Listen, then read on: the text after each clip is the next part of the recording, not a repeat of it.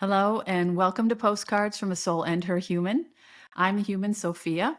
Thank you for joining me. I appreciate you as always.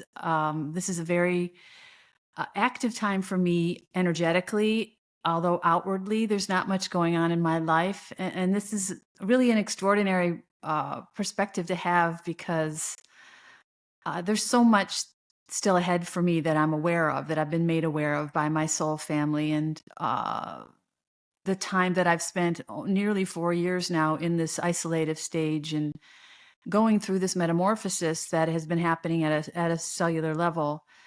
Not much outwardly has happened in my life. The only one thing I can really say is my association with Igor Siberia, which was foretold to me that I would be receiving a connection of a masculine connection, is how it was described. And he was going to be kind of my gateway masculine into a world or a new timeline where I'll have masculine connections or connections with men. Where in the last 4 years, I really have not had any contact much at all with any male figures at all, except for those that are in my orbit, part of my extended family. So uh, after all that I've gone through, the reconditioning, the rebuilding, basically from the inside out, this is going to be a whole new world for me, and that is not lightly put. That is literally what is ahead. And I've been in this transformative or this transformative stage for nearly 4 years. Where I'm recording on March 23rd, 2025, and I will always see the date as June 25th as the anniversary date of my awakening, and that was 2021. So we're nearing 4 years since I went into an isolative state, and which I refer to as a cocoon. I walked my inner landscape. I faced my darkness. I uh, went through my dark night of the soul. There are many ways to refer to it, and during that transformative time, and still, I'm going through a reconditioning phase. I am still feeling very energetically active. And if you're aware of the uh, what's going on cosmically, there is so much activity right now. There is currently, or I think last night was a meteor shower. There was this month in March a lunar eclipse on a full blood moon. There is a partial solar eclipse this month. There is a planetary alignment that only happens occasionally, and now there is a massive solar flares that are causing geomagnetic energy to flare in our atmosphere. And how do I know all these things are happening? I don't follow astronomy. I don't follow the movement of the planets or these types of things. I don't have a star finder app or anything like that. These are messages that come to me through my social media that are from my soul family, which are basically making me aware of particularly active times cosmically that are affecting my body. And because of these cosmic events that I mentioned, and there are more besides that, they the electromagnetic energy or geomagnetic energy that it pulses into our atmosphere affects our bodies, and mine in particular during this incredibly active phase of my evolution. So due to that, I have been going through a phase that is very similar to what I went through when my granddaughter was born, which was a very powerful time also. And I am needing to sleep a lot. I sleep during the day for 2.5 hours. I have been sleeping way more than normal. And this is a time for me, which I get the message consistently, to rest because my body is going through more transformation at an energetic level. So I know very well, and I've said this before, to listen to my body explicitly. Rest when I'm tired, eat when I'm hungry, and I work when I feel creative or inspired. And today is no different. I was not planning on recording, which I realize I say a lot. But it wasn't until yesterday afternoon when I was sitting and drinking my tea that I had just a thought that passed through my mind and left. But as it passed through, I knew that it had significance. I knew that it was something that was going to be emerging in my body. And this happens often. And this is the intuitive downloads. These are usually what I receive at night when I'm sleeping. And I understand them to mean that I am given wisdom. And this is my higher self or other beings who are around me who are infusing me with something relevant to either my current situation or where I'm going. And since I'm going to a completely different timeline, I am being imbued or infused pretty often. And I wake up with ideas and I wake up with understandings and knowing that are not really logical. There's no logical reason for me to know, but I know because it's a gift of wisdom from my intuitive channel, which is basically an open channel to source energy or to beings or my higher self. So wisdom comes to me generally when I sleep, and it seeds into my body, and it grows over usually a 12 to 24-hour period, and it ends up either as an episode or an article. So I wanted to talk about something that I did end up speaking about briefly in my last episode with Igor on Breath and Voice Chronicles, which is episode 7. I think it's not uploaded yet, but I believe it's going to be called Exploring Our Inner Pharmacy. And during that episode, we were talking about our inner landscape, our inner power, how if we go inward for answers in our lives, that all the answers are there. We just have to tap into them. So on that thread, I started to talk about um, really what is the most important element of everything that I've gone through for the last nearly 4 years. And love is the answer to every question. But how do you get to love? And this is something that I think that really was the seed yesterday as I was sitting and drinking my tea. I was thinking about when we feel like we're in a situation that we can't get out of or we can't see out of, it can really drain all of our energy. We can start to feel depressed. We can start to feel hopeless. And it's that hopeless feeling that really that really caused that thought to run across my mind and then leave me with the remnants to grow in my body is the most important thing that I remembered. And I think that is so important that when we gain this wisdom, it's not new information. We're just remembering what we already know. We are galactic beings. We are here to have an experience, and we erased everything that we know about ourselves in order to have an authentic experience. So, when you play a video game, you don't look at all of the answers. You don't look at uh, uh, a template to tell you how to win. You are given the game rules, and you play, and you see how you do. Sometimes you win, sometimes you lose. But what happens is you learn more and more how to play the game. And as you learn to play the game, you rise up in levels, and that really can be a metaphor for rising in our frequency, in our vibrational frequency.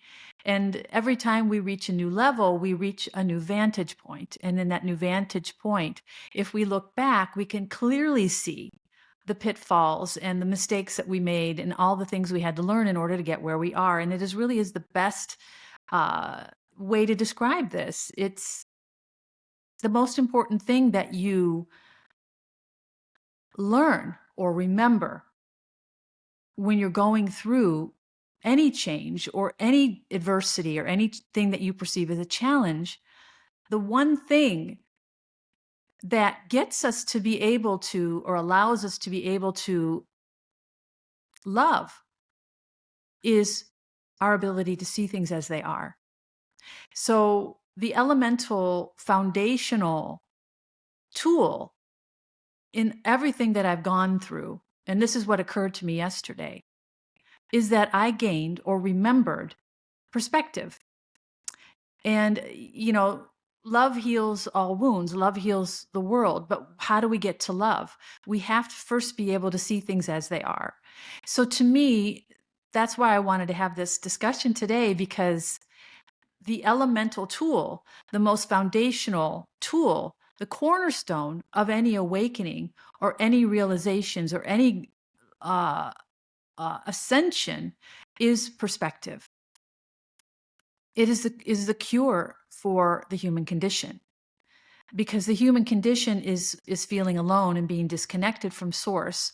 And when I say source, I mean disconnected from all other life. We don't understand in this sentient form that we are connected innately to all life, to life itself. And the best way to really look at this, which I really found very useful in my discovery or rediscovery of myself, is that we are an expression of the universe having a virtual reality experience. So the universe woke up one day and said, I want to gain perspective. So how do I do that? I'm going to create life, and that life is going to have its own life. And through the life of that life, I'm going to be able to see myself from all these different perspectives. So if you look at the prisms of color that a crystal will shine on a wall when it's hit with light, the fragmented color, think of us as that fragmented color. We're a projection of the consciousness of that prism onto a different reality, where the wall can be called the other reality. So we are having an experience on behalf of the entire consciousness, of consciousness itself, who I refer to as Sophia, and who I named myself after, Mother Universe. So this is the perspective that we need to gain, or I needed to remember, in order to disconnect from the details and the inertia of my life. This allowed me the perspective that I needed to see things as they are, instead of through a lens that has been cracked and tainted and distorted from my life experiences. And honestly, from previous life experiences, because that's the karma that we bring into our life. We want to heal or overcome ourselves. And we only are able to do that. Yes, love is the answer. We can do that with love. Love heals all wounds. But how do we get to love? And this is the elemental part that I wanted to really discuss today, because the cure for the human condition is love. But the only way to love is through perspective. So I had this idea, and I actually wrote an article quite a while ago. I don't even remember which one it is, about perspective. And the way that I put it is, we walk through our lives with our heads down. We just plow through whatever we need to get through our day, whether it's work or connections or commitments or, you know, whatever we perceive as productive in our lives. And we go through the day and we come home tired, and we can't connect with others in our lives because we are so overwhelmed with the energy of obligation, of duty, of our cultural beliefs that put another weight on us, of our religious beliefs, which put another weight on us, and then the expectations of all those in our lives all becomes weight that we have to carry. And we don't have the perspective to see it all as elements of a game, of a virtual reality game. In order to get to the next level, I have to pick up all of these boulders and carry them up this hill.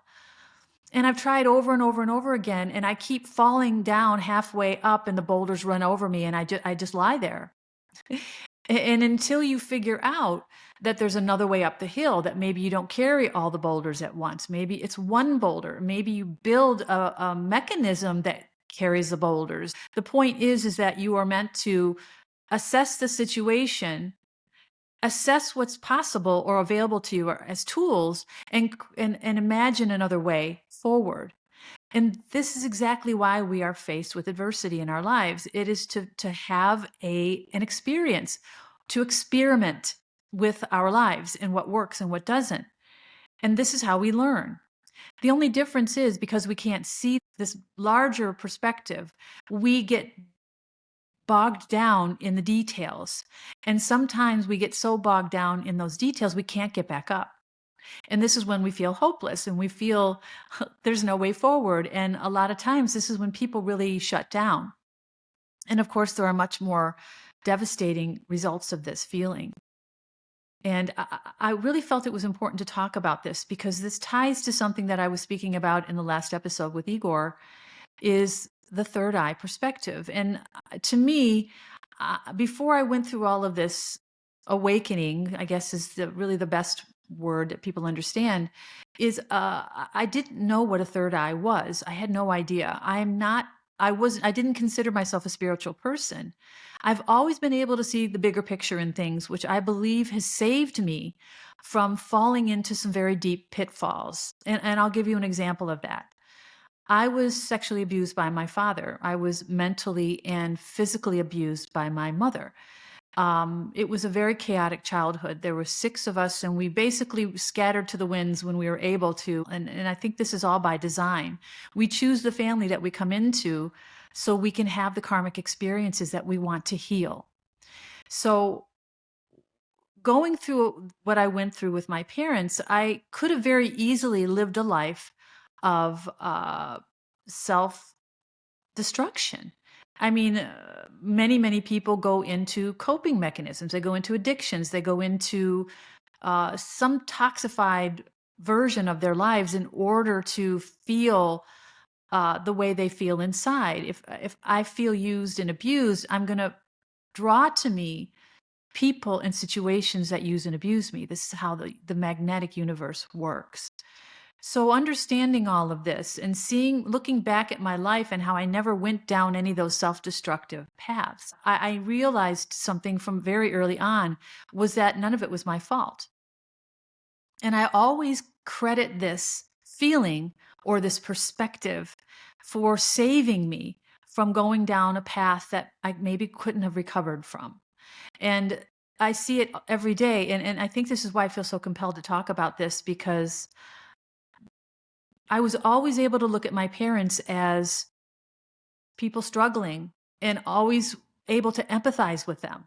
I never blamed them for what happened to me. I kept my distance from them when I was an adult, and I never let my daughter near either of my parents because I didn't want them exposed to the uh, the people that they were. But I guess I don't think I really understood back then as I do now. It was the higher selves of my parents that I appreciated, that I had gratitude for. I forgave my father when I thought he was on his deathbed. I hadn't seen him in a couple of decades because I learned from an older sibling more about his abusive behavior. And I told him when my daughter was born that I didn't want him to be near her or have anything to do with her. And it was years and years before I saw him again. And he was in hospice, and we thought he was going to pass away. He actually lived another year after that. But I forgave him. I told him, I forgive you. And I, I needed to do that for myself. And I know that it meant a lot to him, even though he was in a state of mind where he didn't know who I was. And this was kind of a relief for me. I could walk into his hospital room after not seeing him for all that time, and I didn't have to worry that he would recognize me. And it was easier to sit on his bedside and have compassion for him. But in that moment when I forgave him kind of spontaneously, he looked at me with absolute clarity and said, "Thank you." So I knew that this wasn't just for me. This was releasing his soul of this obligation because he had fulfilled a soul contract with my soul, as my mother had as well. And the contract was to set me on the path, the karmic path that I walked through for 58 years of my life. I needed them to kick me off at the starting gate. And because I understand the higher self perspective, and again, there's that word, I know that that was a gift and it was not something that I am to feel shame or to be angry about. And I think I've always, of course, I know I've always had this innate kind of perspective because I was always able to see that, even when I was very young. And I remember siblings saying to me, "How can you feel that way? You have to be in pain. Go see a psychologist." And I would say, "I don't feel that way towards my parents. I feel empathy and compassion." And, when my father passed away and I went to his funeral, he was a musician, and I didn't feel any connection to him at all. I felt just this gratitude for the gift that he had given me, although I didn't verbalize it that way at the time. I don't want to say that I did. This was long before my awakening 4 years ago, but I just appreciated him. And I just knew that he was done with this physical form, that he was through with the pain and the anguish that he suffered. He had to suffer, knowing what he did to his children. And I just knew it was a release, and I was grateful that he was gone. And I remember one of my siblings being very, very angry with me that I wasn't upset, that I wasn't crying. And I just said, I don't feel that at all. I just feel grateful that they're no longer trapped in the human form, trapped in their karma, trapped in their ego, their mind, and their toxicities. So I think by design, my soul ensured that I would always have this innate broader perspective. So I didn't get stuck in any one detail that might have dragged me down for the rest of this lifetime. This is how critical perspective is. And when I was told that I had a very powerful third eye at the time, I didn't know what that meant. And I was told that through a tarot reading and early on in my awakening, and I didn't know what it meant. Of course, now I completely understand. Even back then, my third eye had been activated because I was able to see beyond my pain, beyond the condition of my human body and what had happened to me. It didn't save me from the karma I still had to experience, which was two more romantic relationships that had to occur, had to happen in order for me to learn the lessons I needed to learn. I had to go through that. Uh, and another thing that my soul, and I was told this, kind of designed in me was that I wasn't really going to ever be able to make a deep connection with anyone, with any human being. And of course, I don't count my daughter in this, or my granddaughter. That's a whole different dynamic. But I've never had deep connections with anybody in my life. And I think, and this is the reason I was told, is because I had to be able to let go of every connection I ever had in order to move into this awakening and then into this new timeline. But the one gift that I was given, and the gift that has been emerging or growing over the last 4 years, is my perspective. And I think that I would refer to it as galactic. My perspective is galactic. It's not earthbound. And this allows me to see that everything that I've gone through in my life, the abuse, the neglect, I could write a book. Well, I did write a book. I am writing a book. But my point is that everything that I've gone through served a purpose. There was no accidents. There were no mistakes. There was nothing that I went through that did not have a crucial, elemental place in my growth. So, I talk about my karmic ex-husband, who was an emotionally vacant person. He taught me through his emotional vacancy that I was also vacant, that I had a part in my body that was so completely unhealed that I completely ignored through necessity to just survive. And this is what we do. We have to get to a point where we stop just surviving, and we understand that we're in a matrix, that the 3D matrix is a place for us to go through this adversity and go through these challenges until one day we realize that I can't go any lower. And my choice is to end things, or to toxify my body with chemicals, or to project this pain out into the world, onto everyone else, onto my choices, onto my and it's an emanation, it's a vapor, it is a living thing, this projection. And if you look at the state of the world in the United States, you can see how easily this vapor, when it comes from multitudes or the masses, how it envelops our world, and it sets the tone. It affects the weather.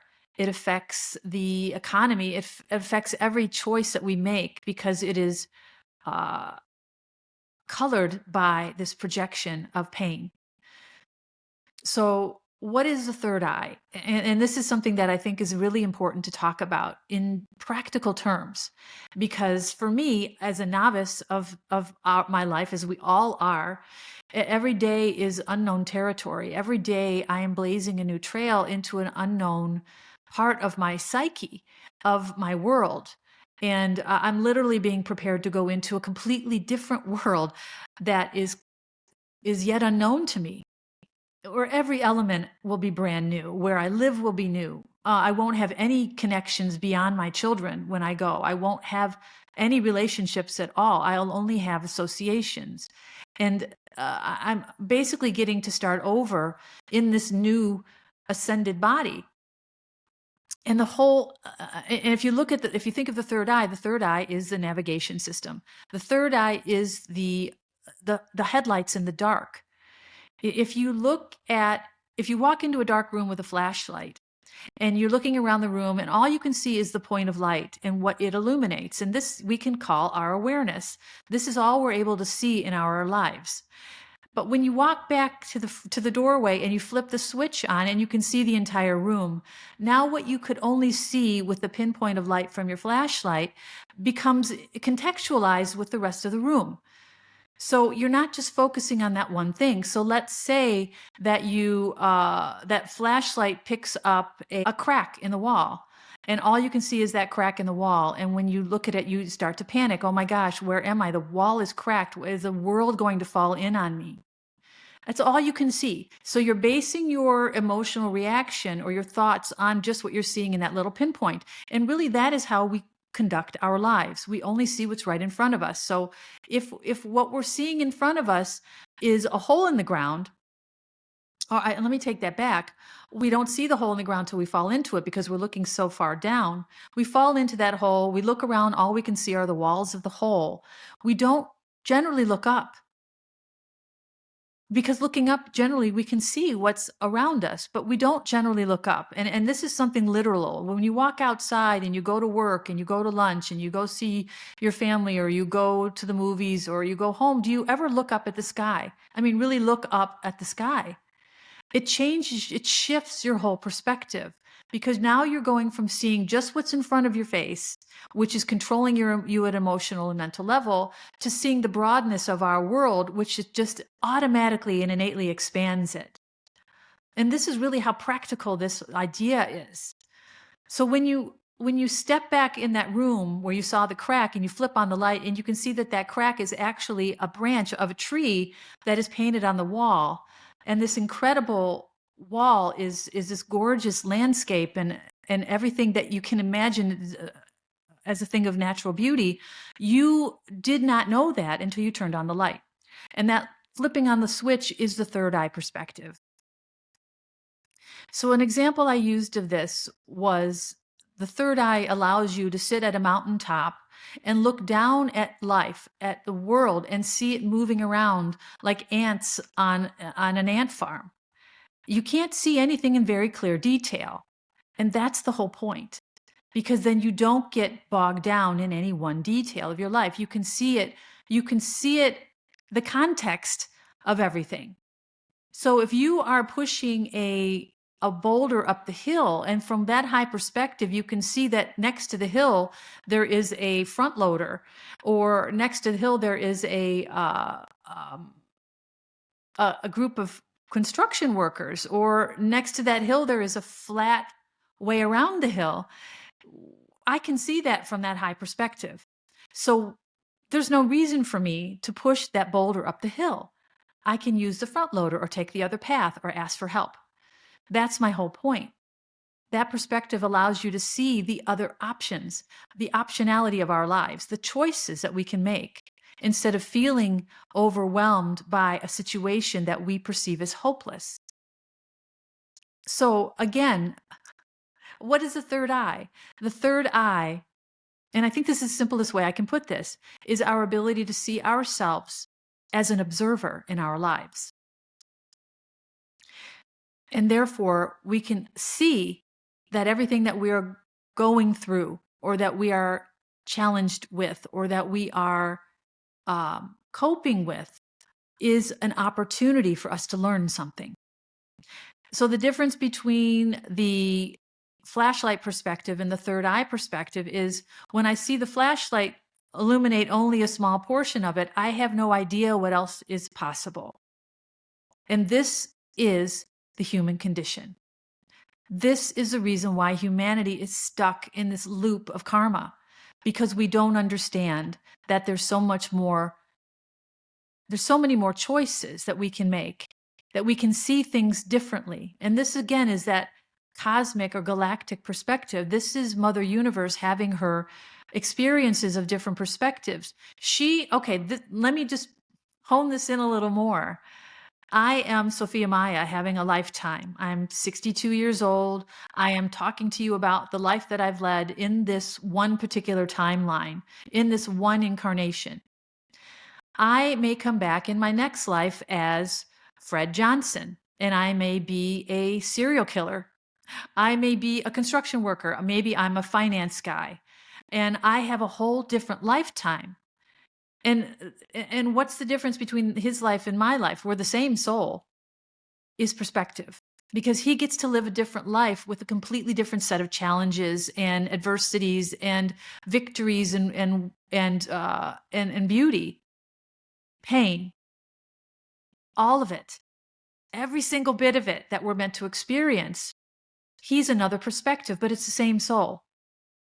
Okay, after Fred passes away, then another birth happens, and this is Jocelyn.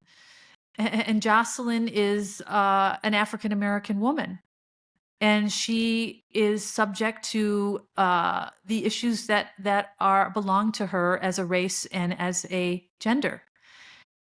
And she has a whole different lifetime with a whole different perspective. Every time my soul has a lifetime, I'm uploading that information into Mother Universe, and she is getting another version of life through a different perspective. This is why we are here. We are an expression of the universe having an experience in order to gain a new perspective. So this is what the third eye in the human body, which is the pineal gland, the crystal in the pineal gland that activates from vibration or light.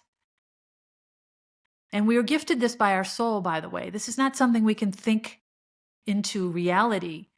Our thoughts are, of course, very important, and our thoughts create our reality, but ultimately our vibration creates our thoughts.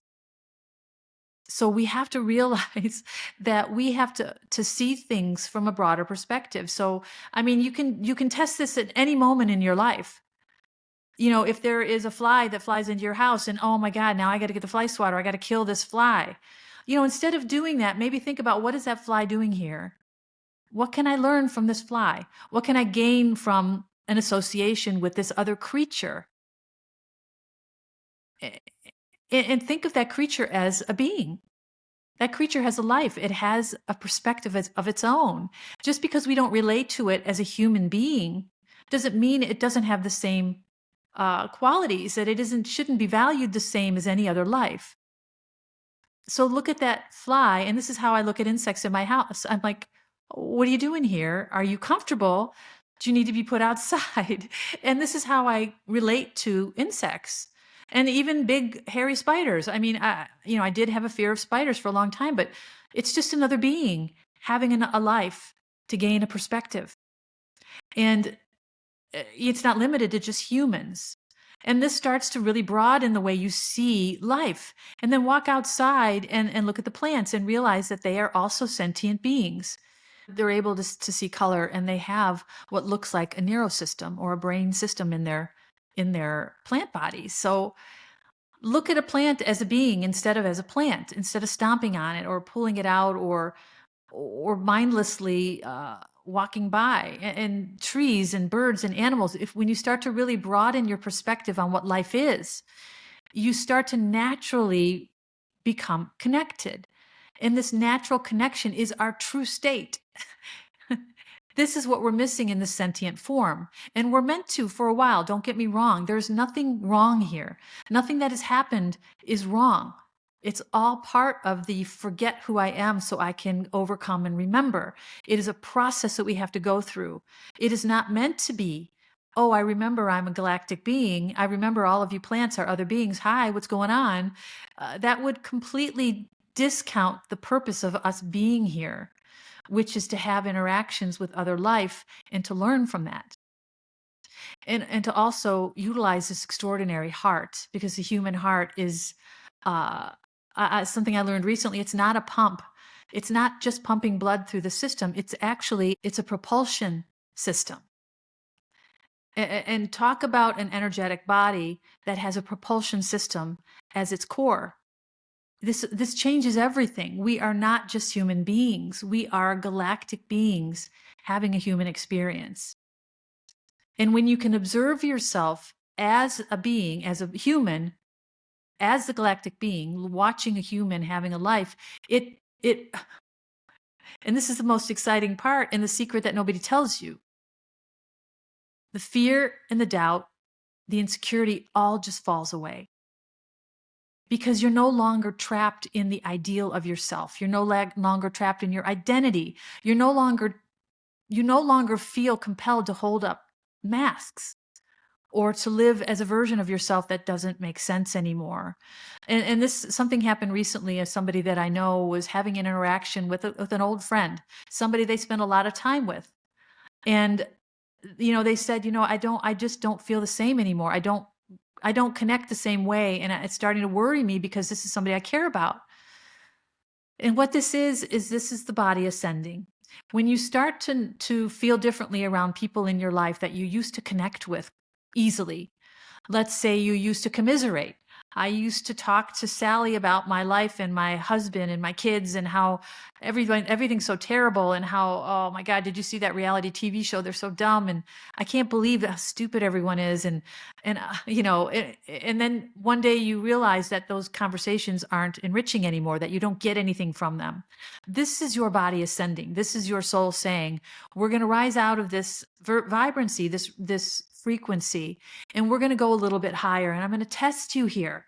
I'm going to test you. Are you going to drag yourself back into those relationships where you can keep your vibration low? Or are you going to pay attention to the feeling in your body, the intuitiveness that is happening to let you know that it's time for you to change? This is our body's navigation system. This is our intuition talking to us. What's happening is the relationship that you used to adore is now becoming irritating because your vibration is rising. And your association with that person will have to change or maybe even end because you can't change the other person. It's not fair to do that. Or you're going to keep yourself at a low vibration in order to stay connected. Is that what's best for you? Or do you say, it's time to move on? And this was someone in my life that I learned from and with, and I appreciate for that very much. But that doesn't mean it has to be a lifetime. And this is what we learn when we gain this broad perspective, is that every relationship we have has a purpose, and maybe it isn't for a lifetime. And that we learn from some people. And yet people might even be angry when you leave them. I disassociated from my own sister for that reason. And I was guided very clearly by my soul to do that. And because I was in a cleared and open heart during the last 4 years, and it was only during the last year that I was able to do this, I was able to see that disconnection as a necessity. And not because it was just good for me, but because it allowed the other person, my sister, to continue down her own path in the way she's meant to. So there's another karmic contract there. If I stay, it takes a trajectory that it'll take. But if I go, I'm relieved. I got to say this carefully. I don't want to say anything negative about anyone. There's nothing negative here. It's just a misalignment of frequency. So you either stay and lower your own vibration, or you leave and you keep raising yours. and you allow the other person to walk their own path, which is meant for them. So the ability to do that, to walk away from my own sister, was because I had the perspective I needed, which is the cosmic perspective or the galactic perspective or the third eye perspective. I'm able to look down on my life and see that connection, that relationship as running its course. It doesn't matter if it's a sister or a parent. And that's why it's easy for me to disconnect from the constructs of this world, from religion, from even the medical construct, which I'm no longer at all a part of. I let go of my health insurance because I don't have a need for Western medicine. I'm not saying everyone should do that.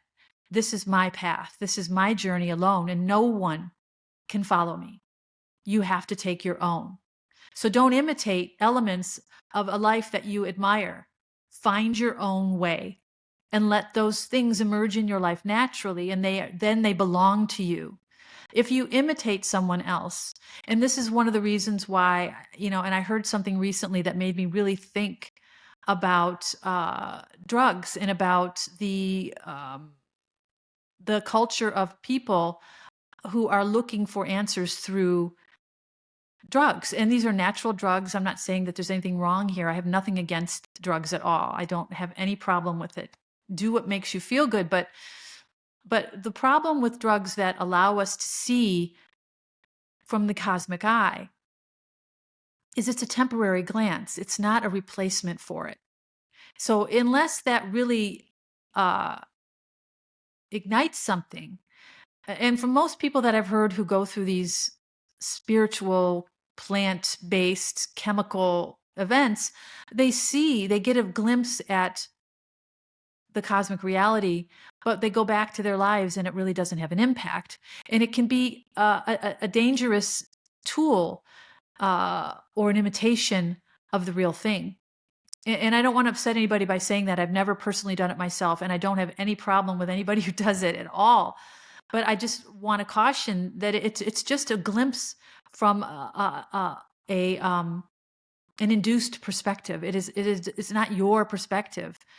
And I just really want you to understand how important it is. And this is why I really don't feel like, following people, imitating people's lives, or doing things that other people have done to get them where they are is really should be a focus. The focus should not be external at all. It should be completely inward.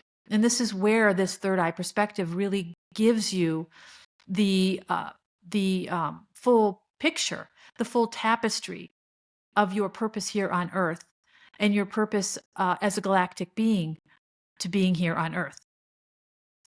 This is our inner pharmacy, and this is what Igor and I were talking about in the last episode. This is our desire or our inclination when we get to a certain point in our journey. For me, it was trauma. My ex-husband and I had a very traumatic ending. I shouldn't say that. I had a very traumatic ending with my ex-husband, it forced me into an isolative state during COVID, where this was my soul's design for me, because I was meant to awaken and go through a very high-speed process to get to a point where I could start to understand why I had gone through what I'd gone through and start to take accountability for who I am and the karma that I brought into this world, which of course was the magnet that drew all of those karmic connections into my life. There's no other way. And if it's through drugs or through following a shaman or somebody that you admire, that's fine if you are ignited or inspired by that. But if you are relying on that, and there's a saying that I remember early on that said, people mistake the raft for the shore. And what that means is that, when you're seeking answers externally and you find a mode to do that, and you get on and you invest yourself in that mode or that person or that ideal, Uh, and then you start to live your life that way, but you never get off of the learning or the training. You're always relying on that resource to keep you going. And this is why the shore is not the raft. When you step off the raft, and this is when you really go inward and you spend the time in your own inner landscape and you walk your own dark forest.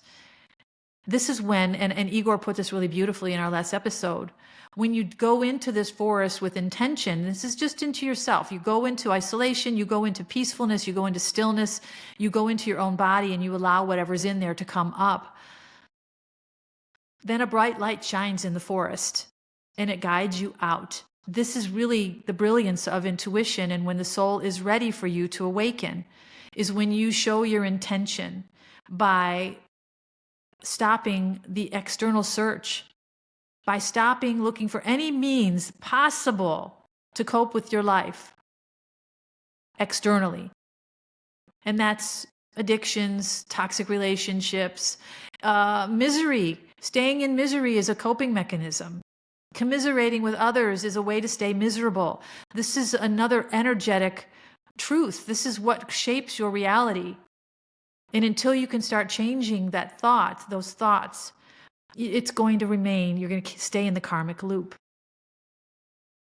So what is a third eye perspective? The third eye is the ability to see yourself as an observer having a virtual reality experience. So if you think of a periscope on a submarine, and I've used this example before, but I couldn't remember the word periscope. I think I said telescope. When you think of a submarine underwater, deep in the ocean, all there are little portals to see the whatever's in the purview of that little space. You know you're underwater, you can see sea life going by, but you can't really see much else. You can't see up, you can't see upward, which is so incredibly important. So you push the periscope out of the top of the submarine, and then you breach the water with it, and you can suddenly see your surroundings. You can see that you're in an ocean, but outside of the ocean, there is a whole other world. You can turn that periscope around and start to see everything that's around, and this is perspective. When you don't just look out of those little portals of the submarine and see just what's outside your window, when you do, everything that you see is going to cause a reaction that is untrue. It is not the truth. And it causes you to spiral or go into a process of self-doubt and pain. That it's like stirring up the mud at the bottom of a pond. The water is so very clear when you look at it, but when you step into it, the mud gets disturbed, and then the water gets muddied, and you can't see the clarity anymore. This is exactly the same thing. All you're seeing is the mud, the sediment being stirred up from the base. You don't understand what's really there. You have no clarity. It's until you get out of the water and stand on the shore and let that mud settle again that you see the clear water. These are remedial examples, but they are so powerful. And why I wanted to talk about this, because this was the elemental, this was the foundational tool that I used to get where I am. And I know that I had help from my soul, and the only reason that I was able to hear that help or understand that help was because I quieted my life down. And I was forced to do this, so I'm not going to take complete credit for this. I was forced into isolation due to COVID, which happened exactly the same time, nearly the same time that my relationship with my ex-husband finally separated. That was no mistake. And it allowed me, it forced me to spend the time alone that I needed to be able to eliminate the white noise in my life, to eliminate the sense of obligation, to eliminate the sense of guilt, or whatever it is that drives you. And think of it as weight off of your shoulders. Every day was a new boulder I got to push off this shoulder and another one off of this shoulder. And when I was able to release all that weight, I was able to hear my body. And yes, then it got real. Then I had to start to really listen to what was coming up. And what was coming up was unpleasant. I had to deal with realizations that came day after day after day that helped me to see why I suffered so much in my life and why I was always the common denominator. This is the most difficult thing for us to face and why we don't want to look at it. And I get it. I totally, totally get it. But you have to understand, unless we gain that perspective, unless we go into this inner landscape and walk this dark forest, we never get to see who we really are. We never get to experience the life we're truly meant to experience. We remain in a karmic loop where we just repeat the same behaviors, the same choices, the same outcomes over and over and over again. And of course, from that higher perspective, you can easily see that. I can easily see my life and the choices that I made in relationships. They brought me the same things every time. And I ended up feeling the same way always. Where do I fit in? Why doesn't anyone love me? What's wrong with me? Why am I here? Why is the sky blue? All the questions we ask and we look externally for. All of those answers are inside of us. We are a galaxy in this body. Every part of us is every part of the galaxy. There is nothing missing. Everything that makes a planet or a star or a nebula is in our bodies. The same composition. I learned something more about crystalline because I was given the term crystalline early on, that I'm moving into a crystalline body, and I didn't really know what that meant. That we are carbon-based beings, or our molecular structure is based with carbon. But that crystalline is the new lighter version of that, and I had no idea what that meant. But I got a little insight into that recently. That water has three versions or three-dimensional realities. Water can be either fluid or liquid. It can be ice, or it can be mist. But this doctor was talking about a fourth dimension for water, and it is a gel form. And this gel is in our body. Our bodies are 70% water. But when we cut ourselves, we don't bleed water. And this was so interesting to listen to. We bleed blood because blood is outside the cell, but the water is in the cell. So we are comprised of 70% water. Why don't we leak water? We don't leak water because the water is in a gel form. And this form is called crystalline. So this is another dimensional reality, or another way that water can express itself. So this crystalline gel, water in our body, connects itself or attaches itself to the DNA strands. And I didn't hear much else about this. It was a very short clip. But what started to emerge in my body was, this is what this means to ascend, is that the water in our body vibrates at a new rate, at a new frequency. And this water, or this gelled water, this crystalline water, is attached to our DNA. And this vibration from this gelled water is what awakens our DNA dormancies. And one of these DNA dormancies is a third eye. And they go on and on and on. I've had several awakenings that I'm aware of, and I have no idea how many more. My ability to sense energy that I never could before. I can feel shifting energy in my environment. I've talked about it many, many times. I felt the shift from one-dimensional reality to another in my body. I did an episode about it back in May. I wrote an article about it, which is resurrection of the goddess.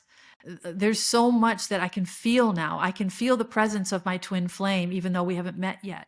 I can feel the energy of this new epoch, this new timeline that I'm going to be moving to, ebb and flow out of my body.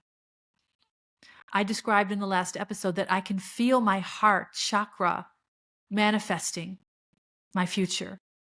Physically feel it. This is an awakened dormancy. The junk DNA, which I understand this to be true, is not junk. It's just our ethereal selves.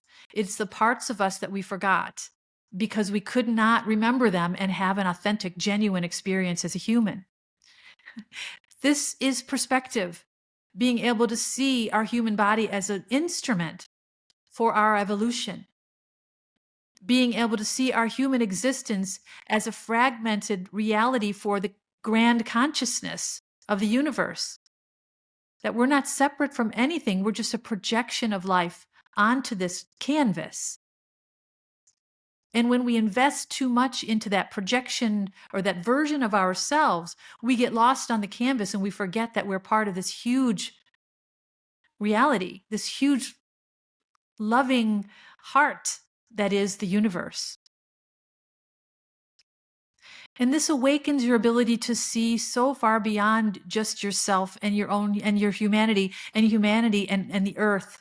And then you start to get a cosmic perspective and you can see why it's insane that there aren't other species of life in the universe. From what I understand, there's more than 200 other species. This allowed me to accept and embrace the fact that I am of a different race. I'm not human. We're not innately human. That I'm from the Pleiades. I'm a Pleiadian Ahel. That is at least my current lifetime, the one that I'm having a break from in this one. I'm learning in. I understand from a cosmic perspective that I'm not just here to heal my own karma, that I'm here healing the karma from my bloodline, from my ancestry, which once that is healed, and I'm doing it one karmic debt at a time, one of the main karmic wounds I had to heal was my connection to my intuition. Another is a sexual wound that I still have work to do. And there's so many others. But once those wounds are healed, they're healed forever for the bloodline. And since there's no past, present, or future, no one else in my bloodline, whether they come after me or have come before me, will have to deal with that karma. When you get this galactic perspective, you understand that our lives are multidimensional, that we're not just living one lifetime, having one perspective, that we're having many of them at the same time. And I talked about the movie Interstellar, which I'll mention again. It is really the best way that this has been illustrated. That Matthew McConaughey goes into space and he gets lost and he's gone. He's lost in outer space all on his own. He ends up in this mental library where he can see every timeline of his life playing out at the same time. And this was the best illustration that I can imagine of this multidimensional life that we're living all at the same time. The concept of time is another construct that keeps us stuck in this karmic loop because we feel like there's a past we have to overcome and a future we have to prepare for. It's all happening in one eternal moment. There's no time in outer space. There's no air in outer space. We're contained in the atmosphere of this earth in a gravitational reality so we can have a one step at a time, one breath at a time, one interaction at a time experience. We have slowed down reality and we have grounded it with gravity. We all have to walk the same places. We have to bump into each other. We have to deal with what's right in front of us. And from a galactic perspective, this human body to me feels like a suit of armor. And I've described this before. Now that I understand my galactic expansiveness, the fact that I'm not this little person, this body's uncomfortable. It's restrictive. I can feel that. Now I understand why I'm here though. So I don't allow that to spin out of control and define my life going forward. It is just something that I am enduring because it is the greater good is being served. It's such an extraordinary way to see life and not just my life. This perspective allows me to see that every other human being around me is having their own karmic experience. They're gaining their own perspective from Mother Universe. We all are. So my respect for them is immense. My compassion for them is eternal, and why I could never be angry at someone who steps on my toe because they are focused somewhere else. I could never be angry at someone who breaks my heart because they are suffering their karma and I'm suffering mine. So I give gratitude for the toe steppers and the heartbreakers because they're the reason why I can grow. So I don't look at humanity as,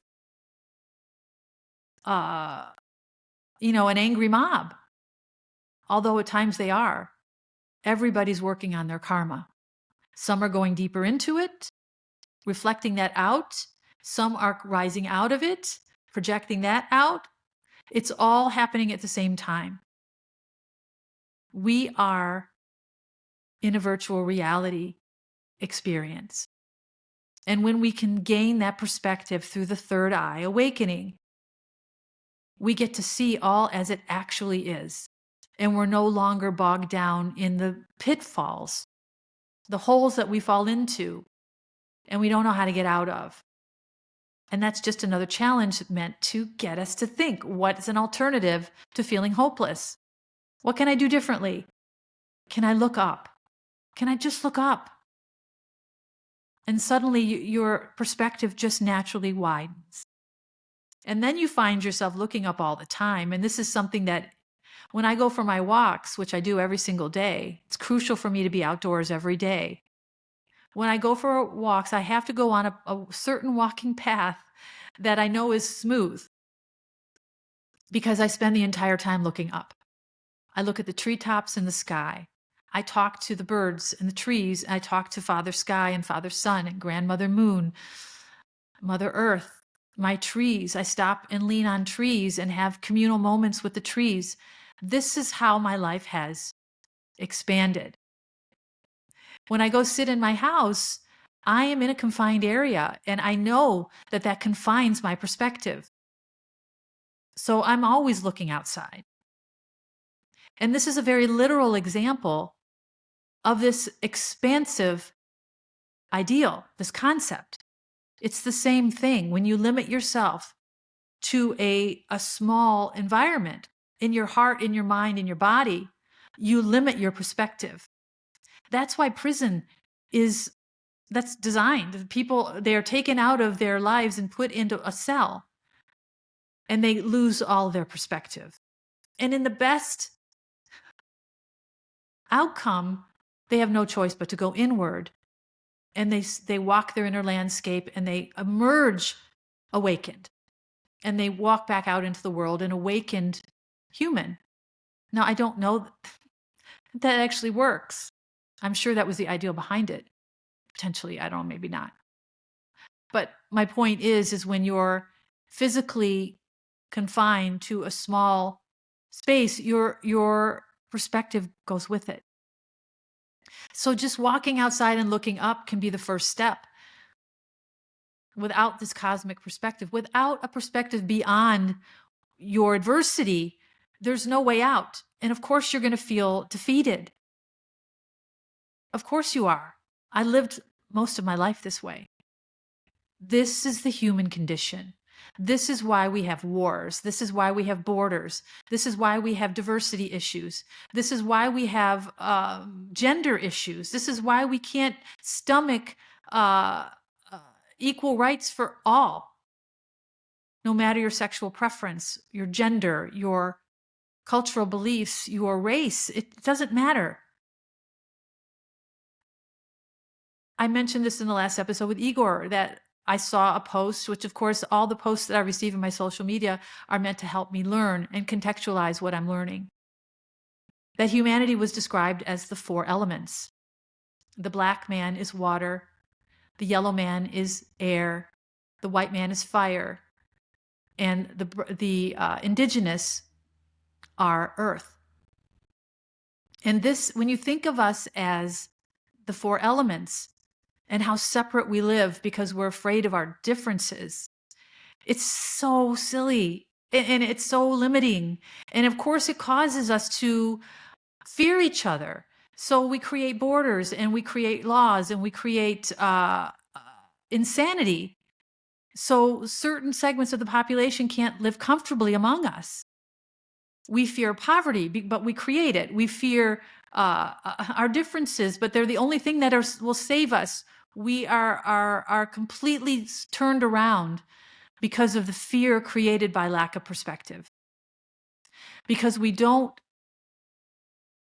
process that fear, we project it outward onto other people, onto easy targets.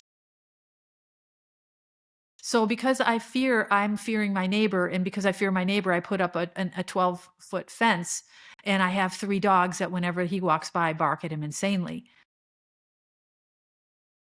And if somebody comes on my property, I have a shotgun. And don't let that race into our country. They're going to destroy it. They're encroaching on my rights. This is a spiral we go through, and this is reflected in our current reality, in our choice of leadership, in our laws, in how we restrict the rights of people from an ideal of religion.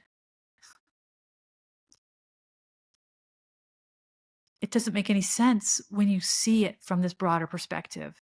And this is why I feel so disconnected from politics, from all the institutional conventions of our life. They don't mean anything to me. I'm not saying that I'm a hooligan. I'm running in the streets shooting off a gun. All I'm saying is that I'm not emotionally or negatively impacted by it anymore because I can see so far beyond it. That's it. The third eye perspective is our ability to see ourselves as an observer in our own lives. When you can start to broaden your perspective, you start to gain that inner wisdom. You start to gain appreciation for everyone else who is gaining their inner wisdom or not. You start to see the earth as a place that we're visiting. And you begin to see the cosmos as our galactic neighborhood. Each planet is another place to visit. It becomes very easy. It becomes effortless. And because of this perspective, this higher version perspective, and I mean that literally and figuratively, because the higher you go, the more you can see. So if you're standing on a mountaintop, again, you can see all that's below. As you rise in your vibrational frequency and your perspective increases or broadens as it goes, you are lifted out of the 3D matrix. You are lifted out of the training field. You are lifted out of the masks and the pain and the illusion of separateness. You are literally, I keep saying literally, I feel like a teenager. Everything that was weight on you starts to drop off. So if you picture yourself as I do, is in a suit of armor, I would picture the suit of armor falling away in pieces, allowing my true ethereal self to expand to my full size and then to ascend into the ethos, into my reality, which is the galactic neighborhood, my galactic reality. I'm a being. I am not a human. I'm having a human experience to evolve myself and to evolve our mother. That's it. So when you're feeling overwhelmed by a situation, when you are feeling hopeless or there's no way forward, it is an opportunity. It is not a punishment. You are being given an opportunity by your higher self to examine your own body and to find another way. To stop projecting outward your pain, which is just adding to the garbage dump of energy that is in our world, that is changing the weather, that is affecting our economy, that is affecting our choices. It's not anything we can do outwardly. We have to do it here. It is our right, it is our privilege to sit alone and to create the world that we desire through our vibration and our thoughts. Because when we start to change the way we see things, our perspective, we change the way we feel about those things. And that's what starts to change your vibration. It broadens your perspective. It broadens your ability to rise.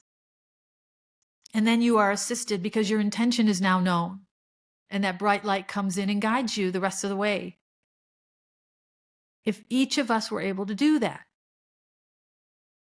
these sentient beings in these molecular structures, if we were able to sit with ourselves and start to appreciate the galaxy within us, to get comfortable in our own company, to learn to tolerate ourselves first, and then appreciate ourselves, and then prefer ourselves,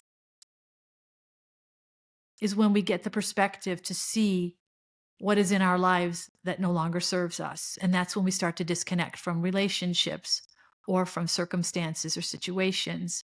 And we start to really do the cleanup that's required to really have this ascension take place. Because the weight in our bodies is like sandbags on an air balloon. Until we remove the sandbags, that balloon cannot rise. And that is what our job is while we're here, is to overcome our own humanity, to see that it is really an exercise in evolution, and that at every turn we have a choice. But we can't find that answer outside of ourselves. We have to look inside. And the only way to really do that is to slow it down, to pause, to find your stillness, to find what satiates your body, your soul, to disconnect from the toxicities, from the coping mechanisms, from the obligation and commitments that make us feel benevolent, but that are really another excuse for us not to look inward. Charity is only charity if giving doesn't take. Otherwise, it's another reason to stay disconnected. Think about that. I just wanted to share this with you because it was compelling to me. And there's so much more going on that I'll talk about in another episode, but I just wanted to really talk about the third eye and what it is, what it really is, and what it really means, and how, in practical terms, you can understand it if you're not a spiritual person. I'm not, or wasn't ever, a spiritual person. I really don't consider myself a spiritual person. I think maybe it's just a label I don't resonate with. I just feel like I figured out the game, and now that I figured out the controls and how everything works, the game just fell away. And now I'm sitting in a chair on top of a mountain watching it all happen. So let me leave you with that. And I thank you so much, especially if you stayed the whole time. I appreciate you so deeply. Whoops. And I will talk to you again very soon.